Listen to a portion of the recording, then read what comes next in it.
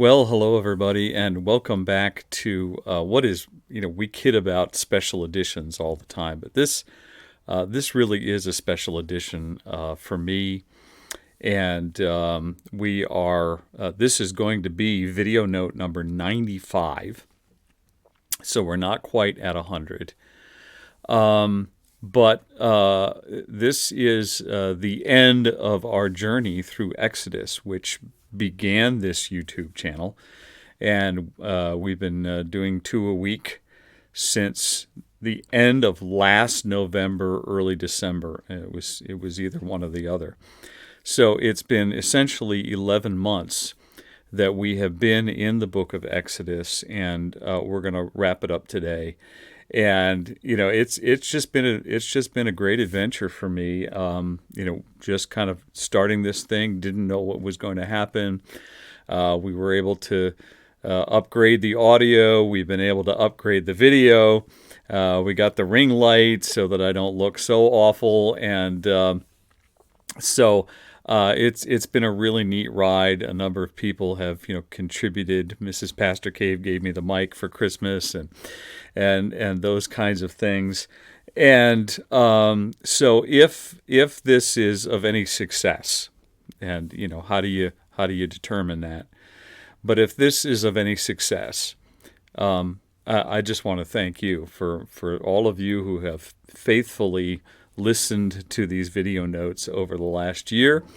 And we will be on. I really feel led to be in the New Testament. We'll be on into the New Testament this next time. But this is going to wrap up Exodus for us. And there's just a couple of, actually three things that I want to bring up that I just kind of saw as trends as we went along, and I might have mentioned it last time. Some of the things that I talked about were things that were from my old notes, but then there were other things that kind of came, and they came into focus as I was going through here. And this is a little mixture of both. I want to make sure that we can come in under the 15-minute mark here. So I'm going to go ahead and get started, but thank you to all of you, and I'm thinking about calling you all the Caverators, and we've just had so many wonderful compliments over the last 11 months, and people have said, "Hey, I'm really getting a lot out of this. Please keep going," and we're going to do that. We're going to keep going. But Exodus, first of all, Exodus is, to me, as I look at it, it's all about letting go.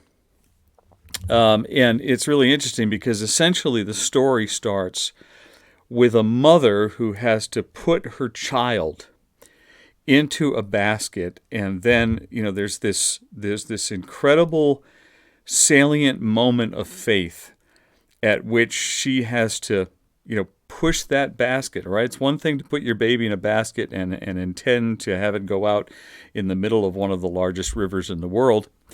But that moment at which you give that little push and move him out into the water, and letting go. And what we see from there on out is that the story of Exodus is a story about letting go, right?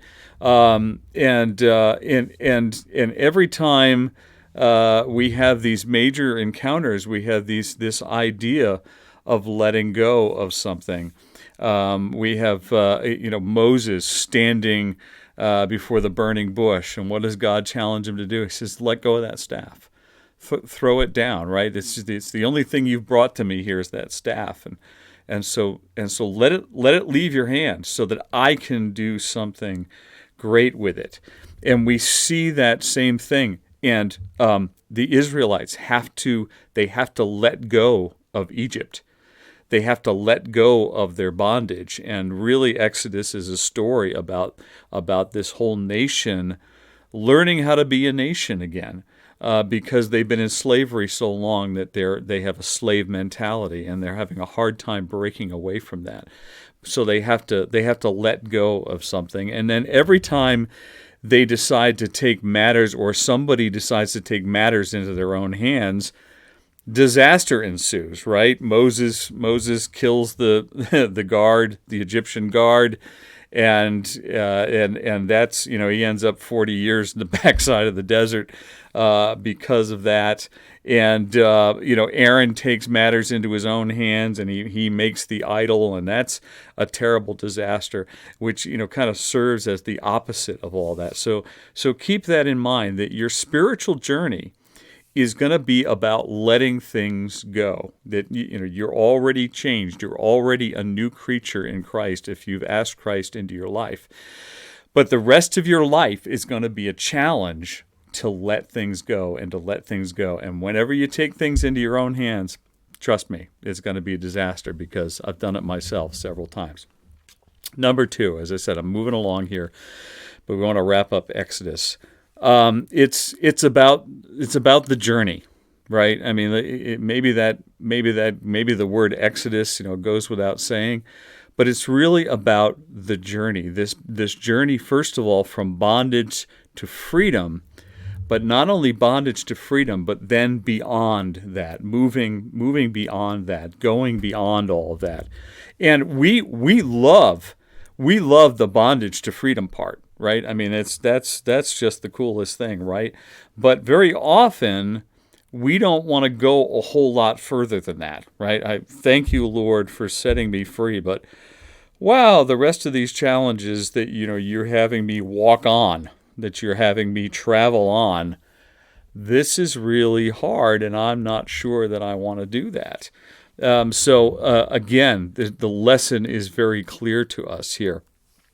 And here's the problem. We move from bondage to freedom, but very often we want to hang around the fringes of Egypt, right? Because we don't want to completely let go of Egypt. We don't want to completely let go of the leeks and onions by the Nile, right?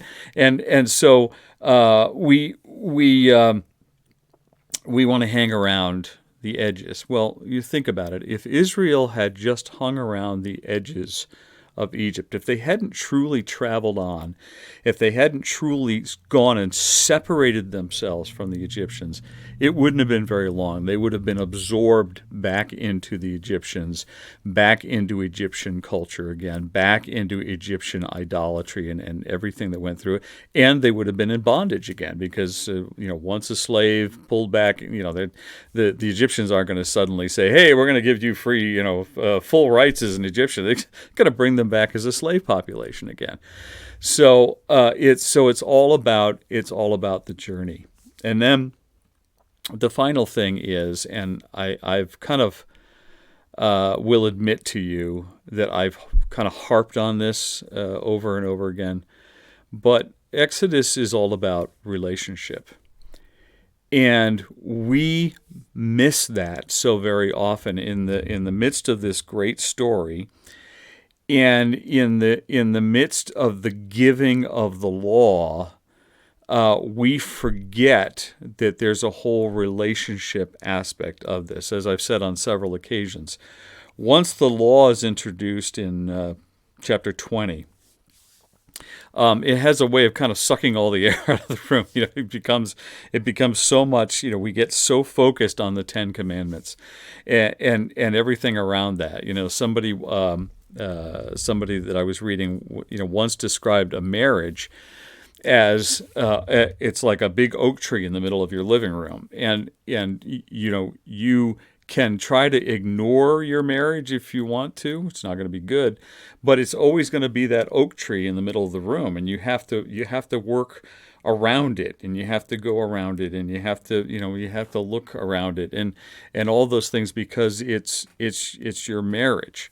And even if you cut the tree down, even if you get a divorce and get rid of the marriage, that big stump is still going to be. It's just going to be there for the rest of your life. And this is kind of the way the law hits us, is that we read Exodus and we're going along and they're moving along, and then all of a sudden, boom, there's the law. And all of a sudden, we can't think of anything else but the law. But when we look at the Ten Commandments and we look at the other laws that are given, they're not just given for law's sake, or they're not rules just for rules' sake. They are given so that God can be in this relationship with his creation, and in particular so that God can be in relationship with his people that he has chosen, that he calls Israel. And so we have a tendency to try to take this relationship that we have with God, and we try to turn it into a set of rules, and we try to turn it into a set of commands, and we try to turn it into just kind of this rote learning thing, which makes it easier, but it's not really true. The laws and the commandments are there to enrich and to hold together our relationship with God. Okay, and I've described it many times to my own congregation as, what's better? Is it better to follow the rules of marriage? To be faithful to marriage. Because you're in love with your spouse and you have this beautiful, strong relationship with your spouse? Or is it better to keep the rules because you have this piece of paper that says you're married? Well, the difference is obvious. And so we never want to fall into rules for rules' sake, but we need to always understand that rules in the Old Testament are there to bolster, to form and to bolster the rules of the relationship. That it's not just rules in parentheses, but in the middle of these parentheses is relationship. And so those are the three things. Exodus is about letting go, it's about the journey, and it's about relationship. And that's what we find. I thank you once again for hanging in there for 95 videos, and we'll be on to something else next week. The next video I post will not be about Exodus. So have a great night. God bless you. Vita brevis gloria aeterna. Life is short. Glory is eternal.